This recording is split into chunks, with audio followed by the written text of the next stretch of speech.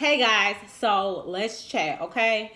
I typically really do not like talking about stuff like this because everybody and their mama has an opinion, me included, and I just feel like, especially when it comes to Chicagoans, everybody is so strong in their beliefs around this. So I just don't be feeling like arguing with people. But you know what? I realize that my current event videos do really well. So I know that people look to me to be like, I wonder what her opinion is on this. So I'm gonna go ahead and share my personal perspectives. My therapist hat is on this whole chat because um it's just a lot of people talking ignorance, a lot of people talking and don't know what they're talking about. So I think it's important that I use my knowledge as a mental health professional to really help you all break down some of all of this, right? So I'm only going to talk about a very specific um, set of content around this, which is I feel like since the documentary aired, there has been there have been a lot of questions. Again, this is more so specific to my Chicago audience that I see like on my social media, on my Facebook, of people asking certain very specific questions. So I'm going to provide some answers to those questions just so that these widely asked questions can be answered and you all can have some real answers and not just people, agreeing with you and all of that other stuff. So, I'm kind of nervous to do this, but what I will say, topics like this show me who I need to politely direct out of my DMs, those type of men. Because depending on what you're saying about this, I'm looking at it. So don't come try to sweet talk me. And I know that you hold very questionable opinions and perspectives. Just saying. Just saying. Okay? So let's get into this. I'm going to get into the first question that I've seen, the one especially I saw it today, and it triggered me. It triggered me to talk about this. So let's get into this. So the first question that I see, and again, this is directed at Chicagoans because this is really more so about us. People are saying, well, why are people just now deciding to mute R. Kelly? Chicagoans, a lot of Chicagoans from the South Side who are black have known about things that R. Kelly used to do that kind of align with what he's being accused of. So a lot of us who grew up in that era know that R. Kelly did used to ride around to high schools. He did used to go up to Kenwood when he was older and had no business over there. So yes, that's a known thing. Like it's not a secret.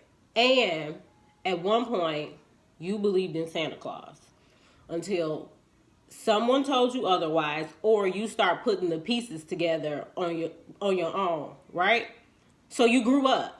And y'all gotta stop being mad at people for gaining new knowledge and new awareness that they didn't know before and therefore wanting to change their perspective. Yes, I know that people will hop on whatever is the hot topic at the moment, because everybody's like, oh, everybody's bandwagoning and all this other stuff. And I just want to point out a few things. So the first thing is a lot of the opinions that are now coming out are from millennials, right? Yes, we see older people talk about it, your friends, your aunties, your mamas, that crowd, the baby boomers. We're seeing them talk about it. But a lot of the comments we're seeing are from fellow millennials. So what we need to understand is we were young as shit when that first hit the scene. Like when that shit came out, when R. Kelly was first tried, millennials were probably as young as 13. Now some of us, some of the ones who are a little older were heading into probably like 17, 18, years old or whatever. But I know for me personally, I was 15 when that shit happened. Did I know about it? Yeah. Did I know all the details, or did I care to know all the details at that moment? No, that wasn't my peak of interest. We wasn't watching the news and following every detail because we weren't adults. It's like we knew about it, but it wasn't something where we sat down and had adult, mature ass conversations around it. That just wasn't the peak of that time frame's interest as far as our age goes. So let's just think about that. And also, you need to consider at the time in which he was originally tried, R. Kelly was in the height of his career. So what we see is an effect that tends to happen where somebody is in a very good, prominent spotlight. And because he's black, of course, everybody is, oh, they just trying to bring him down. You know, the same narrative that a lot of people push when any time a black celebrity is accused and tried of something. Like that seems to be the go-to. Like, well, everybody just trying to bring black men down and blah, blah, blah, blah, blah, blah. So essentially, it's not surprising that he had the turnout that he did, because look at who was supporting him. Look at who were in that jury and all of that. Like, this man was being praised. He's still being praised. So I don't understand how it's so far-fetched that because now we have more information, we have a longer pattern of history. And something else that's very important is, what people don't realize is when you don't have a face to put to a victim, people don't find it as important. Like, you can see a name, but it's different when you see a face. And that's why I think that documentary changed so many people's opinions of him, because for the first time, we really got to hear and see the women behind these accusations. Prior to this, like, you know, okay, yes, we heard about the little girl, but prior to this, we just had little bits and pieces coming into the media. We didn't see the full sit down like how they did with Cosby, how they put all his victims out there for everybody to see and everybody to share their story. That shit makes an impact. It causes empathy. That's a normal human emotion, to want to connect with somebody else, especially when you can identify with what they've been through. Or again, you just feel sympathy for the fact that they've had to live with this quietly. So I hope that answers that question as far as why now. If anything, who we should be asking why now to are your baby boomer generations who are saying, oh, they want to mute him. I'd be curious to hear why they didn't necessarily take what had happened seriously back then, because they had the mental capacity to know everything, to understand all the details in order to fully understand what that man was being accused of. I'd be curious to hear what they have to say, because when it comes to asking that questions to millennials, like, it was different back then. So you can't compare now to then, especially after that documentary. Because again, when you have a face and a voice and you're looking at somebody tell the story, it's way different than just hearing about it or reading about it. So the second question, or I should say statement, is that I see dudes saying is, y'all used to date older men in high school, so I don't understand why y'all saying something now. Let me just point out that if you were dating somebody in high school who was maybe more than 3 to 4 years your senior, it was still wrong. Like, nobody's saying because when you were in high school you dated older men that was right. Like, that shit was still wrong. What I want y'all to really understand is this. The teenage brain is underdeveloped. Your brain is not fully developed until you are 25 years of age, right?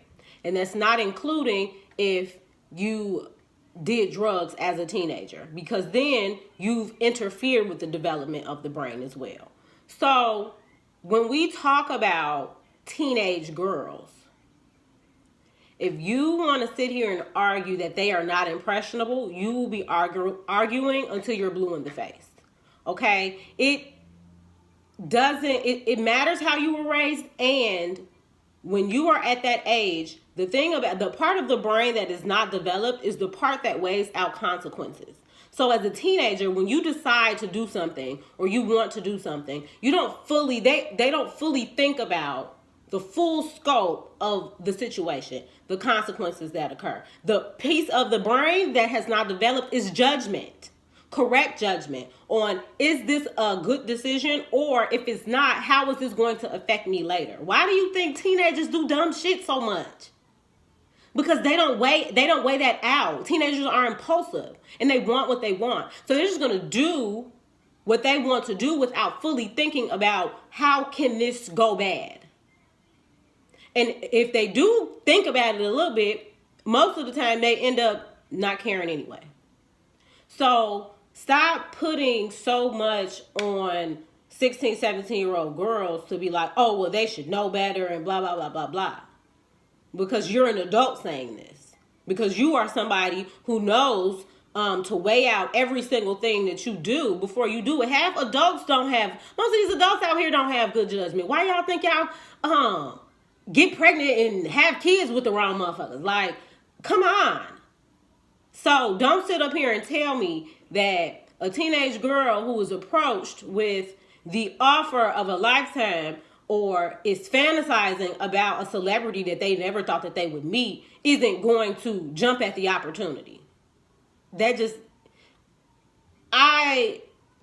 I were to hear a teenager who went against the opportunity, I would know that is a very old soul, wise-minded teenager, because most won't. So like let's just put that out there.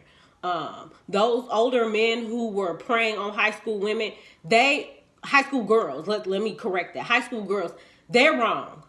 Dead wrong. Because essentially, if you are older than 21, there is really or should be not much you have in common with a high schooler at all. So again, that is why the adult is the one who gets in trouble, even when they say, oh, well, it was consensual. The teenage girl, she was fast. Do you know why they charge the adult? Because the adult has the mental capacity to understand the consequences of what they're doing. And a teenager does not most of the time. So the next question was, what about the parents? The parents are just as responsible. Why aren't we talking about them? Why aren't they getting in trouble? So let me say this.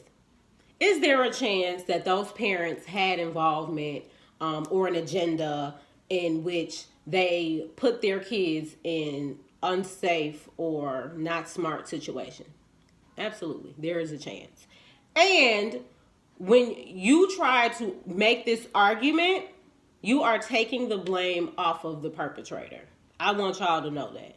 Whether you realize you're doing it, that's what you're doing, because you're looking for outside reasons to blame this person's actions. Essentially, if those parents weren't in the room and put a gun to R. Kelly's head and said, assault my daughter, they aren't responsible for his actions. And that's the only thing I want to highlight. Like, could they be responsible for aiding in how the shit got to where it was? Maybe. But when we talk about the act and who's to blame, the behavior is on the perpetrator. It is not on everybody else. Should those people still be held some type of, should they still be accountable and held responsible in certain ways? I agree. Yes. I'm not going to say no. And those people did not put a gun to R. Kelly's head and make him do these things either. I'm somebody who believes in the fact that there are many compounding factors that go into a situation. So I'm not going to ignore that component. The thing is, nobody thinks it's going to be them until it's them. Nobody thinks it's going to be their kids until it is. And so all of us, it really, like when people say, well, this is how you raise your kids. All of us at one point were teenagers. And 99% of us made decisions that we knew that our parents would not approve of. Does that mean that they failed us? No. That means teenagers don't weigh out consequences, and teenagers are going to do what they want to do because they think they're grown. So let's start there. Okay? So if you can think back and say, yeah, I did some shit when I was a teenager, okay then. And you can probably say my parents did the best job that they could with me. They gave me the best resources. They set me up. They taught me how to be the person that I am today. And I love them for that. Yes, okay. So that shows that you can raise your children in the straightest narrow path, and they can still divert from that. They can still, because what it comes down to is your value system. A lot of people, when they become adults, they abandon their essential core values. And so when they do this, their decisions, their choices aren't going to be a reflection of how they were raised, because they were raised on certain values and they're not holding those values anymore. Who they want to be doesn't align with those values anymore. So no matter how you raise your kids, there is always still room for error. And I think the saddest part about this is you can never help a victim that does not want to be helped.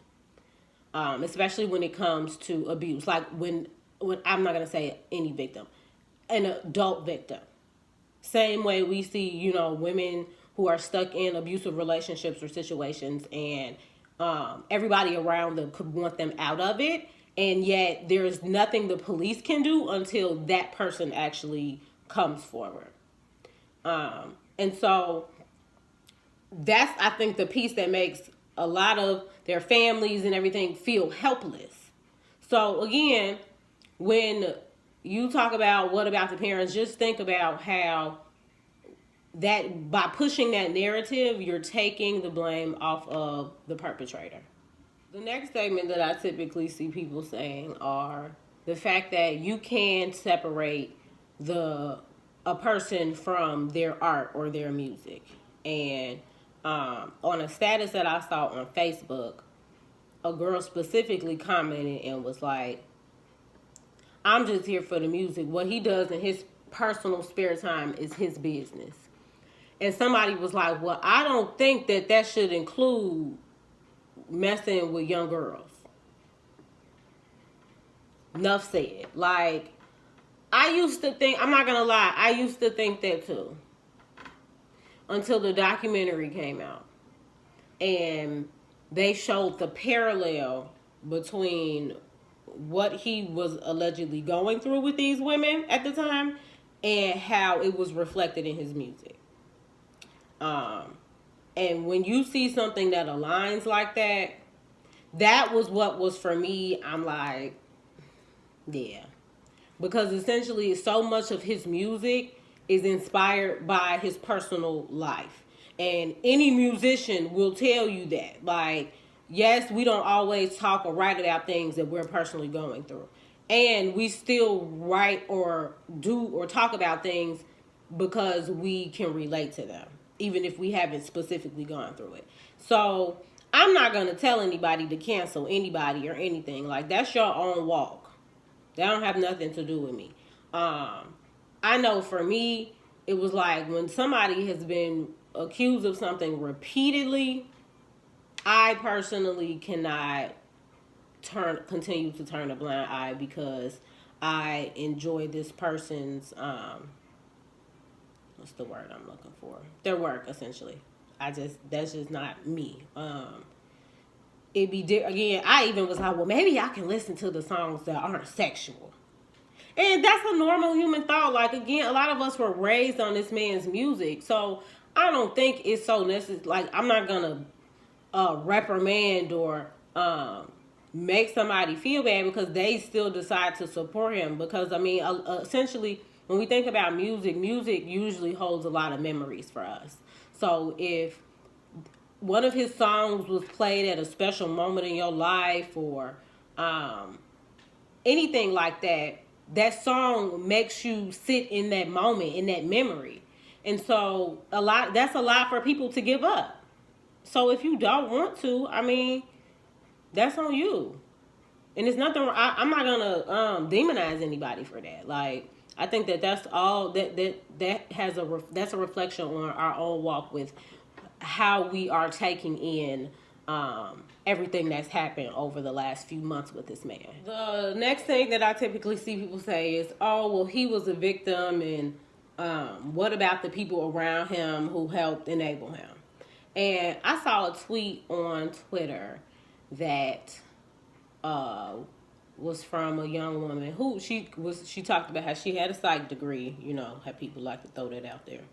Anyway, she started pretty much breaking down how she believes that R. Kelly is having such a hard time with admitting fault because he is trapped in his belief system, a belief system that other people helped create. So it's like, I don't know something is wrong if my whole life nobody has told me that it was wrong. That was her argument about that thing. So about that. So for her, she's like, if you're stuck in your belief system that where anything that does not fit into that belief system you knock out, which people do, that part is valid. Then you have no way of truly believing that what you're doing is wrong. And I think from the piece of the interview he had with Gail, I think the one of the most important parts was when she stated that typically people who are abusers have been abused, but not all people who have been abused go out and become abusers. And I think that for him to initially say in that interview, when she asked him, does he think he's been affected by being abused? For him to say no, it really shows how out of touch he is with his own perceptions and thoughts. Because essentially, like, when you go through something so traumatic, some people disassociate from it, which is what I believe R. Kelly has done. He has cut off that piece that allows him to feel the emotions that a normal person would feel having been in that situation. And so because he is so out of touch with that experience and how it has affected him, of course he does not think that his thoughts and perceptions have been influenced. And when you don't think that, you don't realize how that influences your behavior. Your thoughts and your perceptions influence behavior. They all kind of go together in this little cycle. So I understand where the girl with the tweet was going, and this isn't the first time he's gotten in trouble for this. Something like it. And what I think has hurt the situation and further enabled him is the fact that the people, and I will say this, the people who were around him, the managers, the security, all of those people, they're responsible. They're just as responsible, because you know why? They helped create the space for this to happen. Nobody was a real friend. Nobody held him accountable in his circle. And I think having people in your circle that will call you out and hold you accountable is essential to growth. And when you don't have that, you stay stagnant in what you believe, how you think, and what you think about the world in itself and how it should be and how it should run. So because of this, I can see just on how strong he's in this. I mean, one, nobody wants to admit fault. And two, it's been periods of time in other interviews where we see that R. Kelly really don't think that he be doing nothing wrong. Like when the old interview where they asked him, what the hell did they say? Does he mess with young girls? And he said, well, what's young? You know, he's very evasive in his answers like that. And I'm going to not say that he doesn't know that what he's doing is wrong. I'm going to say that I truly believe that R. Kelly has learned to manipulate the people around him, certain situations. And I can't definitively say, you know, I'm not in that man's head. So I can't definitively say, like, yes, he believes this or yes, he doesn't. Like, this is, again, my personal opinion. Because when you've almost went to jail for something, you know your ass was wrong. Because why else would you almost lose your freedom behind it? But I'm going to touch on that whole situation and how that perpetuated him and his behavior later in the rest of this video. So before I conclude this video, I just want to encourage you all to understand that just because something does not affect you directly doesn't make it any less relevant. Like, again, what I said earlier with the amount of ignorance that's kind of being spewed online about all of this, it really shows why a lot of women wait so long to come forward. Because if something traumatic like this happens to you when you're 15, 16, 17, shit, even up until 20, you may not, especially when it comes to a celebrity, somebody of power, you may not have the spirit or the thick skin to, or be in the place to handle the backlash and the scrutiny that comes out when women come forward. You may not be in the place to handle that. Like, most people would not be. They would crumble under that type of backlash. And so what I think typically happens is, as you grow up and you go through life with this baggage, with this traumatic experience that you've never gotten justice for or been able to speak up about, when you realize how much it affects your adult life, which it does. Abuse is always going to affect how you move as an adult. I think it motivates you more to want to speak up and say what you need to say so that other people, other women, are not in the same situations. So that's another answer to, well, why they wait so long? Are some people money hungry? Yeah, maybe. And some of these women are here to just share their truth. So let's focus on them and not the ones who are looking for a payday, or you all are assuming that that's what they're looking for. And really understand how the mind works following a traumatic experience, following abuse. It's a bigger picture behind, oh, they just trying to get paid. Like, it's a bigger picture behind that. And what I was going to say earlier about, is pretty much our justice system failed these women the first time around. The first time where he was tried, the justice system failed them. Because when he got off for that shit, all it did was perpetuate the idea that he could be invincible, that he was untouchable, and that what he was doing was not wrong. That's the message that it's saying. And I'm sure that by winning that case, it added to the grandiose perspective he already had for himself. Like, when you somebody on top and you already feel untouchable, and then you do some shit that almost can take you out of this, and then you come back from it, you gonna feel untouchable. You gonna feel invincible, and like you could do whatever the hell you want. Because, and from what I read on Twitter, apparently the man don't know how double jeopardy works. So for him, if he got off for it, he probably think, I could do this shit the rest of my life and can't nobody take me to jail for it. I wouldn't be surprised. So again, I say this a lot. Y'all need to check y'all judgment. Just check the judgment before you get ready to write some negative shit about this situation. Think about, is it necessary? I always encourage y'all to do this. Like, is what I'm saying really necessary, or can I keep my victim blaming thoughts to myself?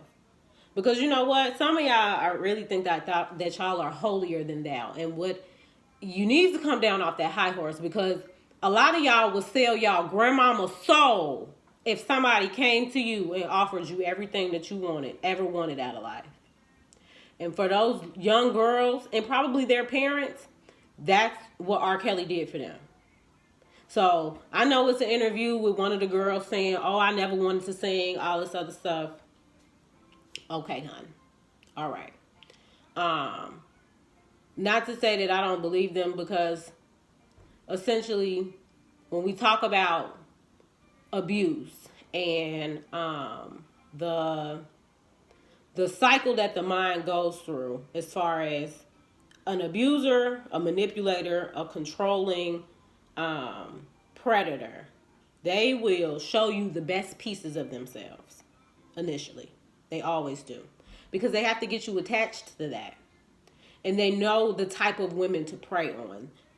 I think one of the craziest, and it's not the craziest, but the best things that one of them women said in that documentary was that when it came to who he decided to keep in the house, he let the women go home who were very headstrong, women who were not easily manipulated.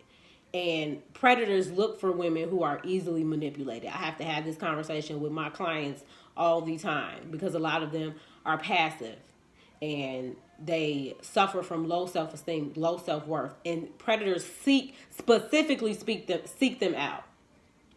Like, I want y'all to know that Stockholm syndrome is a real thing. Like, one of the things R. Kelly said in that interview was, I never held nobody captive. I didn't keep nobody in chains. You don't have to keep somebody locked in a house to hold them captive.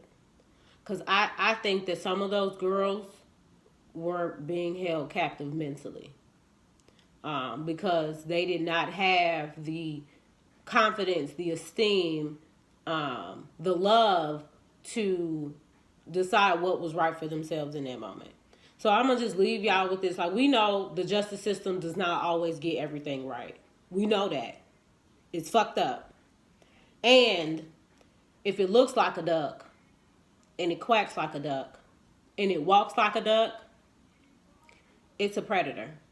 It's an abuser. It's a rapist. It's a pedophile. So y'all can keep ignoring all the stuff that's coming out. I know everybody like, I don't believe everything I see. That's fine. That is so fine. And you don't have to go out of your way to talk ignorantly about the victims and what they've been through in order to feel that way. Okay? So I hope you all learned a little bit of something, or were able to at least understand where I'm coming from as far as trying to give answers to a lot of these repeatedly asked questions or statements behind this situation. This will probably be the last time I speak on this because it's exhausting. It truly is. It's a lot. And I hope that the women who were really affected by this, they get peace and they heal from it, no matter what happens, like, honestly.